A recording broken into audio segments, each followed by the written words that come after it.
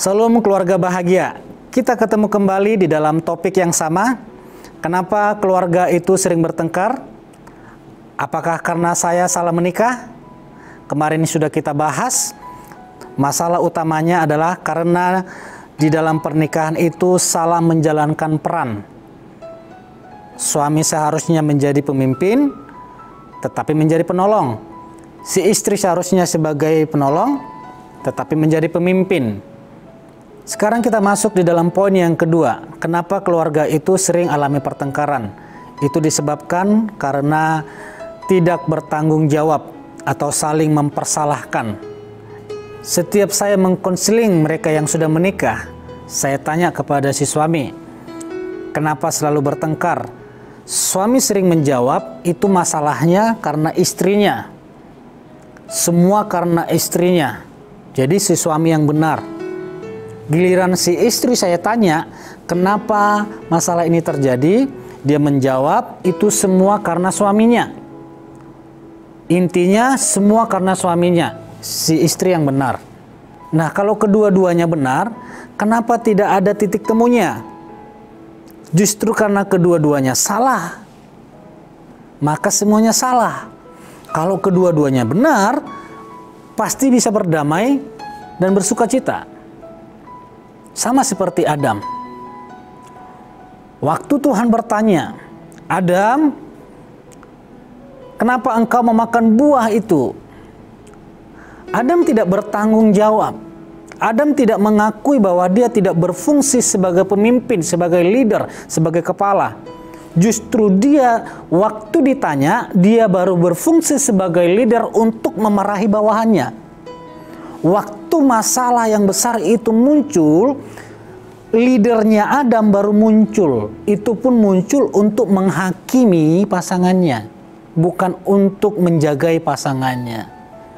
Dia berkata kepada Tuhan, gara-gara Tuhan sih yang salah memberikan wanita itu kepada saya. Coba kalau Tuhan tidak memberikan wanita itu kepada saya, pastilah saya tidak jatuh dalam dosa. Tuhan mangguk-mangguk, lalu Tuhan bertanya kepada Hawa, Hawa, kenapa engkau memakan buah itu? Sama jawabannya seperti Adam. Gara-gara ular ini Tuhan. Kalau Tuhan tidak menciptakan ular ini, pasti ular itu tidak menggoda saya. Saling mempersalahkan, saling mencari kambing hitam, saling merasa dirinya yang paling benar, tidak melindungi satu dengan yang lain. Seandainya waktu itu Adam langsung berfungsi sebagai leader, sebagai kepala dan berkata, ini semua karena kesalahan saya. Saya yang menanggung karena saya tidak berfungsi sebagai imam. Saya tidak berfungsi sebagai leader. Mungkin ceritanya akan berbeda. Walaupun karena manusia sudah jatuh dalam dosa harus dikeluarkan dari Taman Eden, tapi kisah di rumah tangga itu akan berbeda. Kisahnya akan selalu suami itu berfungsi sebagai leader di dalam rumah tangga, di dalam keluarga. Tapi karena ini sudah diwariskan kepada manusia, maka banyak pernikahan itu mengalami peristiwa yang sama. Selalu mempersalahkan pasangan masing-masing. Belajarlah dari kegagalan Adam dan Hawa. Biarlah suami berfungsi sebagai leader, istri berfungsi sebagai penolong, menolong, mendukung fungsi masing-masing di dalam keluarga. Jangan saling mempersalahkan. Jika si suami yang salah, minta maaflah kepada istrimu. Harga dirimu tidak akan rendah. Engkau tidak akan dipermalukan jika seorang suami itu minta maaf kepada istrinya. Tapi yang terjadi sudah suami yang salah, ngomongnya ngegas lagi. Apa?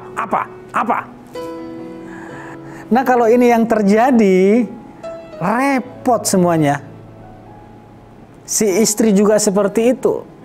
Istri yang sudah berbuat salah, selalu merengek-rengek, minta ini, minta itu, minta ini, minta itu, sehingga tiba-tiba kebutuhan yang mendadak harus dibayar tidak bisa dibayar, tidak mau mengakui kesalahannya, malah mempersalahkan suami, mencari nafkah yang tidak benar, ngegas lagi. Suami sih tidak bisa mencari nafkah dengan baik, melantarkan anak istri, sudah seharian kerja sana kerja sini tapi hasil tidak ada, ngegas terus. Suami merasa dirinya diinjak-injak, ngegas lagi. Jadilah pertengkaran yang hebat. Istri kalau salah, marilah minta maaf. Itu tidak akan menjatuhkan harga dirimu. Justru masalah itu akan dapat diatasi. Jadi, saling bertanggung jawab dengan perbuatan masing-masing. Saling bertanggung jawab akan fungsi masing-masing. Jika si istri tidak bisa berfungsi sebagai penolong, mari sang suami mengingatkan istri atau membantu istri untuk berfungsi sebagai penolong.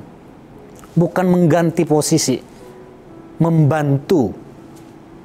Tidak jadi masalah kalau seorang leader itu membantu atau mendukung bawahannya supaya berfungsi sebagai bawahan yang produktif. Bukan berarti seorang pemimpin itu mengambil posisi yang salah. Dia menolong, tapi fungsinya sebagai leader tetap ada. Demikian istri membantu kepemimpinan suami, bukan mengambil alih sebagai pemimpin. Mari ini kita terapkan di dalam pernikahan kita masing-masing. Bertanggung jawab di dalam peran yang sudah Tuhan tetapkan. Ingat, peran pernikahan ini Tuhan yang tetapkan. Tuhan menetapkan ini bukan untuk membatasi kebebasan di dalam pernikahan itu.